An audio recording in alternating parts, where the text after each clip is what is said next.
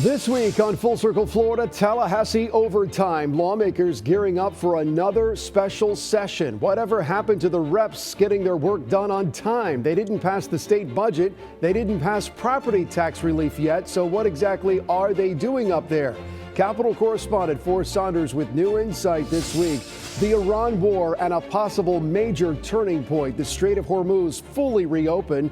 The Israel-Lebanon ceasefire now holding, at least for now. Negotiations with Iran on its nuclear capability continue.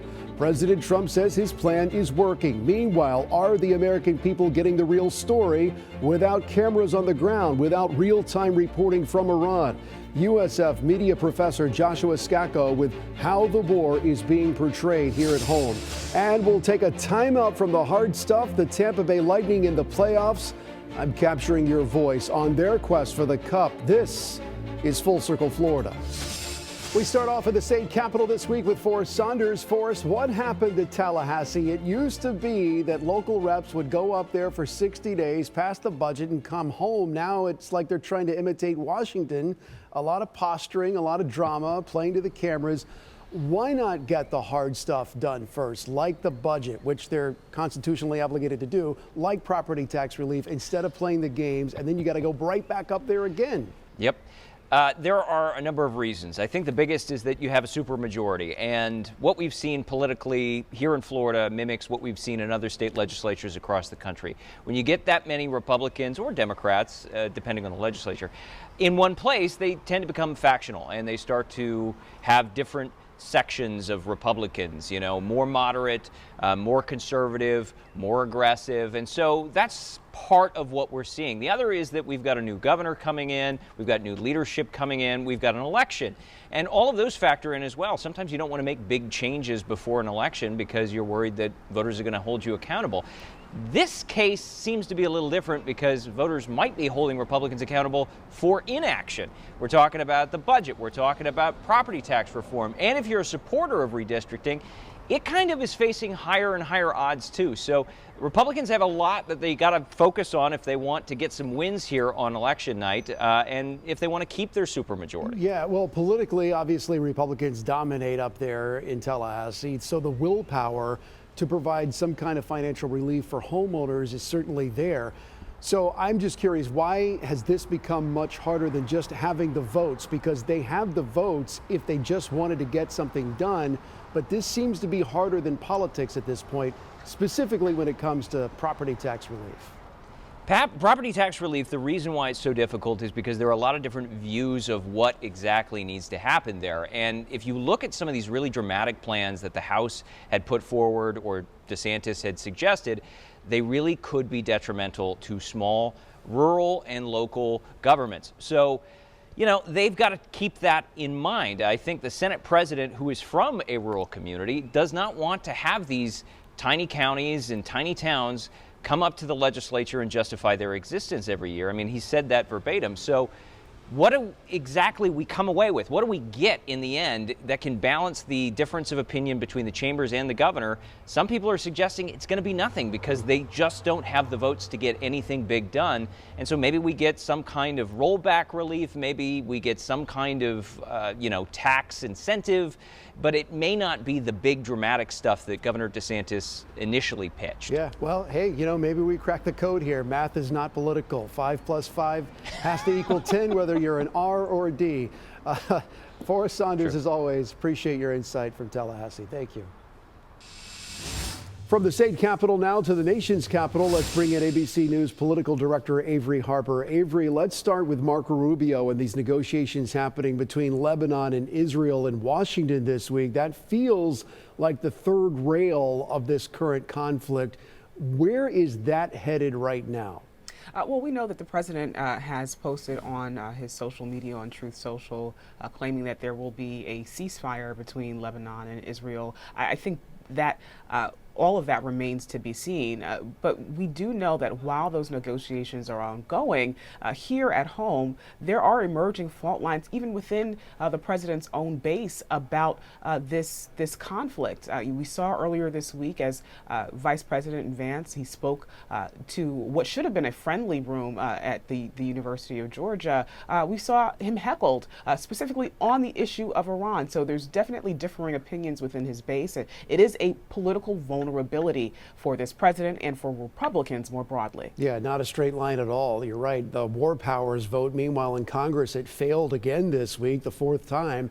So the president completely owns this, whether it does ultimately work out or not. But with all the moving pieces here, the Lebanon talks, the war powers push, the ceasefire that's currently in place, is there any signal at all in Washington among the leaders there in Congress and beyond that this can get wrapped up and there can be some kind of path forward and the country gets back to business as usual? Look, there's no indication that there's any clear sort of off-ramp here. I think there are many here in Washington who would prefer diplomacy over continued conflict, but that just remains to be seen. And so everyone here is really in a holding pattern to see exactly how this all plays out. All right, Avery Harper with the Reality Check there in Washington, D.C. Avery, as always, thank you. Next, let's put the world's problems in the penalty box and talk some Tampa Bay Lightning. Your voice on the quest for the cup.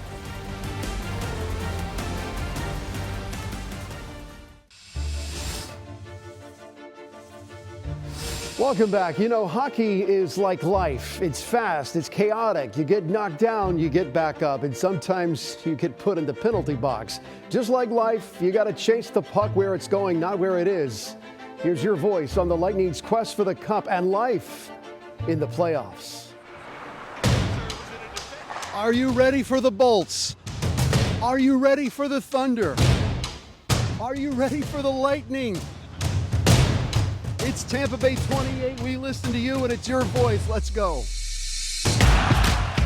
What do you think about the Lightning so far this year, and what do you think they're going to do in the playoffs? Well, I think we're going to go all the way and win the Stanley Cup. Well, how are you feeling so far this season? Trying to capture lightning in a bottle. You know, I'm feeling good. I'm feeling good going into the playoffs. How are you guys feeling as we approach the playoffs? Yeah, we're feeling great. I mean, the team has had a little lull, but it's a good time to take it easy, rest a bit, and come back strong in the playoffs. I think things are going very well so far for the Lightning. Minnesota Wild, Minnesota Wild. All Minnesota Wild? What are you asking? We want to know how far the Lightning are going to go in the playoffs. Probably first round. They always battle. They always battle through things. How has this year gone, in your opinion? Well, season started off a little slow, and again, we went through different phases where we had a good long winning streak, and we're in first place for a long time. Elimination? First round. I have no idea. Second round. Second Yeah. We got Minnesota on board. Let's see. Who do we have? Oh, hello. Whether we're in first, second, or third, either way, we're in the playoffs. What do we think about the Lightning going to the playoffs this year? Excited about it. How do you think we're going to do? We're gonna make a good run. We're gonna make a good run this year. This year, it does seem like they're having a better year, have a couple of injuries. All the other players seem to come up and end up scoring or participate, on defense, and we end up winning games. What I love about hockey in Florida is it's like this on the outside, and then on the inside, ice, ice, baby. How are you feeling as we approach the playoffs? Ooh, I'm feeling actually pretty good. I think they're slowing down a little bit, but I think they should be kicking it back up here soon, to be honest. I know, they always have, at the end of the year, those injuries mount up, people are tired. Yeah. How do you feel about this team compared to, say, last year? Ooh, to last year, I think they're, I'd say probably a little above what they were last year. So, yeah. Playoff hockey's different, right? They kind of turn it on. It's very different. Yeah. It's a different game. It's win or go home. Win or go home, and they want to go home. That's right. All right. Bolts all the way. Thank you. Appreciate it.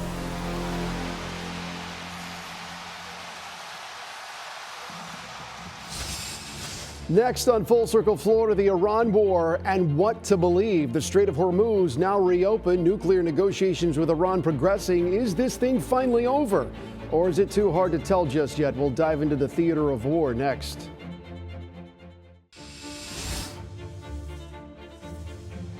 Welcome back to Full Circle Florida. Let's bring in our panel this week. He is a communications professor at USF. Joshua Scacco back on the show with us, and she is my partner in politics, my voice of reason, the distinguished political science professor, Dr. Susan McManus. All right, and I apologize off the top for these questions because they're not very political sciencey, but here we go again. The California governor's race, the Swalwell campaign collapse. And of course, it was a Republican and a Democrat that had, sex scandals this week. Texas Republican Gonzalez exiting as well.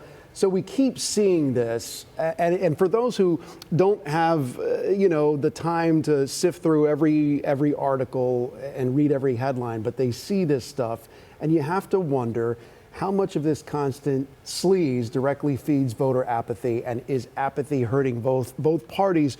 When you see this kind of stuff, you wonder, are there any good people left in politics? Well, the answer is, of course, there are some good people, but scandals are what makes news, of course. We see that. And there are often people that say, well, why don't they spend equal time on the number of people like this versus, the stories on the people who have done really well with some good things that they've taken back to their constituents. The Democrats threw this guy out. I mean, it was kind of like, let's lance the boil, let's get him out of here. And that's one of the things that might actually assist in terms of thinking about their base of support, because it was progressives in particular that really surfaced a lot of the particular allegations about Congressman Swalwell. And so the ways in which parties enforce these things are going to be important for the signal it then sends to their base of support. Do you think if there weren't a Republican and a Democrat almost at the same time, this would have played out differently, or the fact that it was one and the other, I hate to be cynical about it, did that kind of speed things along? To me, the significant thing was in both the case of what's happening in Congress and what we see here in Florida politics, the people that really got the ball rolling and got action on it were a team of both a Republican woman and a Democratic woman. Here, for example, Kathy Castor, as well as Anna Paulina Luna, have come out and said that the Congresswoman from South Florida that's under a lot of ethics should resign, and so said some other ones, Mills. So, and the same thing in Washington. It was two women. They said, we've had enough. It needs to be cleaned out. Let's do it. Courage matters. All right, let's move on to President Trump, the frustration that voters are feeling there versus the Democratic field. A lot of people frustrated with how this is going right now. But I've been asking, does that necessarily translate to Democratic votes? Gavin Newsom, is he the inspiring, energizing figure that Democrats need right now, or is it more of the same? Where's the breakout next big thing on the Democratic bench, the way President Obama popped off in 2008, and for the Republicans, the way President Trump did back in 2015? Have we seen that fresh face emerge yet? We haven't seen that fresh face, but I also think it's a bit early for that fresh face to emerge. And where Democrats are probably looking right now is actually at the grassroots in terms of how people are organizing. You can look at the protests, you can look at the ways in which they're pushing back against particular policies. The base of support is active, and it's getting more active.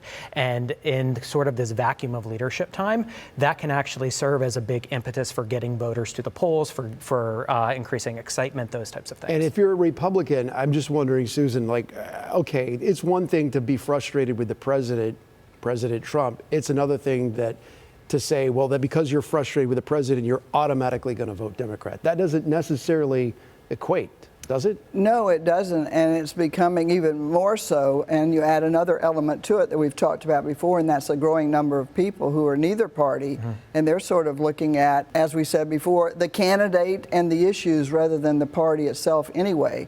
So both, it's going to be an open seat, which means that competition will be intense, and we'll see more people jump into the race when there's an open seat for the presidency. The President-Pope public feud this week, that photo as well of the president styled like Jesus Christ. He's got a style of communicating, and I love how we have to over-intellectualize everything when it comes to this, but he does go there, and some people like that about him. So does this backfire? Do people get tired of this at some point, or is this just Is this in some parts how he got elected? I think there could be both instances here in terms of it's about attention and distraction, obviously, which is the president is very good at communicating in ways that gain attention, that distract from other issues and those types of things. And also the president needs to be mindful of the base of support that he has. And the question will be, how do, evangelical conservative Christians react to essentially him portraying himself as Jesus? Do you think that because it's an American pope, does that play into it, that maybe there's a little bit more casualness with this, or does that matter at all? I don't think it really matters. It's just that the Pope was speaking on the war, and that was what the president's got a mindset about. But let me tell you, we often talk about shock and awe being effective. There was no awe in this. This was over the line. And for a lot of people, religious faiths, regardless of Christian or not, they look at this as either totally irrelevant and irreverent, but also even blasphemous. Well, he's had a couple of those recently because it was the Easter Day and during the papal conclave as well. He also tweeted out a picture of him as Pope as well, in terms of those particular types of things. So he has sort of engaged over the line on these particular things as political and religious figure previously. Let's talk about the vice president. He goes to Pakistan. They can't get a deal. And I still don't understand how we hit these precision targets, but yet we can't control the Strait of Hormuz. What do you think this war is, what is it saying so far? Because that's what I'm trying to figure out. And I'll just combine my next question. I was on the ground in Iraq as an embedded reporter. We don't have that right now. And I'm just wondering, are the American people getting the real story in real time about what's actually going on in Iran? Because we don't have cameras on the ground. We don't have boots on the ground. We're not seeing this war in the way we have before. There's definitely a fog of war in terms of, there's the usual fog of war, and then you also have the blind spot of where's coverage coming from, and what ultimately you have is you have American sources going up against Iranian sources right now. And both of those sources at times have been questionable in terms of what exactly is going on. And so that's a particular problem in the sense of the ripple effects that this is having on the U.S. economy, gas prices, those types of things are very important. I remember David Bloom, God rest his soul, Ted Koppel. Ted Koppel was on the ground in Iraq. I would run into reporters all the time out there with soldiers, and they're telling the story as it's happening. But let's talk about this war. And people's views of it depend upon whether they believe in the reasons that we went over there or not. But there are some very different things. First of all, the idea that you can solve it in a hurry. It's different because now, and very unusual, you actually have some of the other Mideastern nations and countries coming with our side and also being upset about Iran.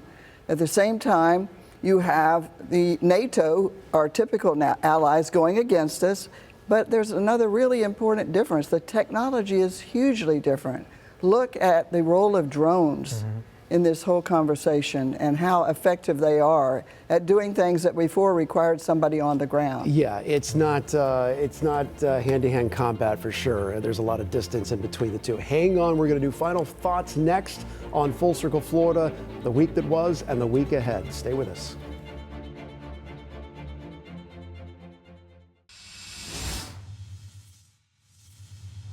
All right, let's bring our panel back in. Let's talk about final thoughts on the week that was and the week ahead. What are you left with this week? I think the big thing that I'm watching for is what's going to happen in Virginia. Virginia has something on the ballot related to redistricting in terms of pushing away from fair maps and pushing towards a partisan gerrymander. That's going to determine, I think, how the legislature moves here in Florida as well during the special session. Coming to a capital near you. All right. Susan Ding. I'm still watching for something on the ceasefire, some sort of end game for the president. Trying to find a way out, right? Republicans want it. Everybody wants it for different reasons, but exactly. Time is right. I've got Cuba on the mind. I'm thinking we'll see what happens there. Could be next week, could be the week after. You never know. The news cycle changes fast. Thanks for being with us, everyone. Appreciate it. Thank you for watching us here on Full Circle Florida. We hope you'll join us again next week. Make sure to add our free 24/7 streaming news channel, Tampa Bay 28+. Have a great week.